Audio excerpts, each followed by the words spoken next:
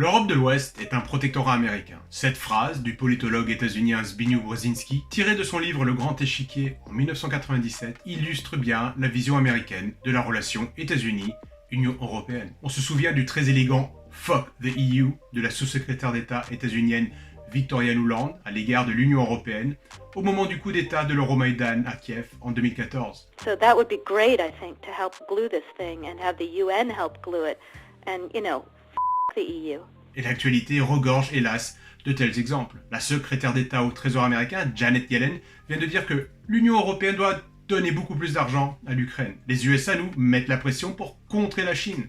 Les USA somment la Grèce d'arraisonner 2 navires iraniens. Washington donne les ordres et les Européens doivent obéir. Les États-Unis humilient la France régulièrement, comme récemment, quand ils nous ont barboté un contrat de sous-marin de 56 milliards d'euros avec l'Australie, ou quand ils nous ont empêché de vendre des navires Mistral à la Russie pour 1,4 milliard d'euros, ou quand ils espionnent nos présidents à l'Elysée ou administrent des amendes de plusieurs milliards de dollars à nos grandes entreprises nationales. Avec des amis comme ça, nous n'avons pas besoin d'ennemis. Cette suggestion à l'Empire américain n'est pas une fatalité. De plus en plus de pays refusent les méthodes de voyous de l'oncle Sam. Le dernier sommet des Amériques, organisé par Washington, a été un fiasco total avec plusieurs grands pays qui ont carrément boycotté l'événement. Le dollar est de moins en moins utilisé dans les échanges mondiaux au profit de monnaies nationales. La coalition internationale organisée par les US pour sanctionner la Russie est également un énorme flop. De très grands pays, sur tous les continents, comme l'Inde, la Chine, l'Afrique du Sud, le Mexique, le Brésil, la Hongrie ou la Serbie tiennent tête à Washington et veulent prendre leur destin en main. Les Français feraient bien de s'en inspirer. L'Empire américain est en train de fléchir. Maintenant